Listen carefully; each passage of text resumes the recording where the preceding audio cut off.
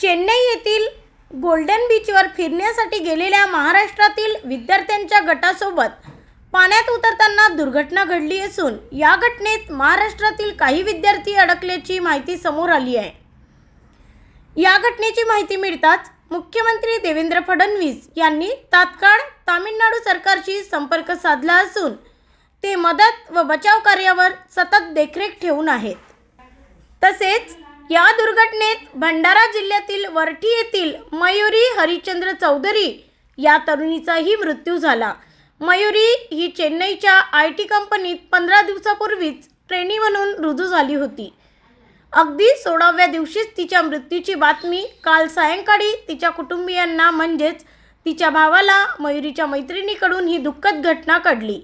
यानंतर चेन्नई पोलिसांकडून फोनद्वारे माहिती मिळाली। तल्लख बुद्धीची आणि मनमिळाऊ स्वभावाची मयुरी अचानक निघून गेल्याने चौधरी कुटुंबियासह वरठीवासियांवर एक दुःखाचे डोंगर कोसळला आहे। मयुरी चौधरी हिच्या मृत्यूच्या बातमीनं तिच्या घरी आता मला लागलेले आहे। ब्युरो रिपोर्ट MB न्यूज महाराष्ट्रातील बातमीपत्र वरठी भंडारा।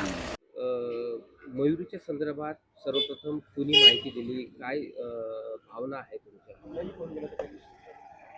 मला मयुरीच्या बाबतीत बातमी तर मला आधी तिच्या मैत्रिणीकडून मिळाली, मग नंतर कन्फर्मेशन मला पूर्णपणे पोलीस ऑफिसर होते कांतूर पोलीस स्टेशनचे चेन्नईमध्ये, त्यांच्याकडून मला कन्फर्मेशन मिळालं की असं असं झालं आहे म्हणून। आणखी तो वेळ खूप धक्कादायक होता, आम्ही एकदम एक्सेप्ट नाही करू शकलो। आणखी मग आई बाबांना सांगितलं, आणखी मग नंतर आम्ही समोरची प्रोसेसला चालू केली, म्हणजे तिकडे कोण जाईल, बाबा जातील, कोण भाऊ वगैरे, मग तसं आम्ही चालू। काय आता भावना आहे? मयुरीबद्दल काय सांगायचं, कारण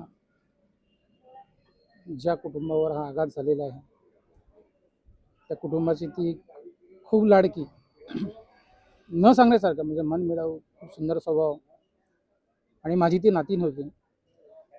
तर सांगण्यासारखं तर भरपूर आहे, परंतु आज जी परिस्थिती उद्भवलेली आहे त्यामुळं शब्द अपुरे पडतात।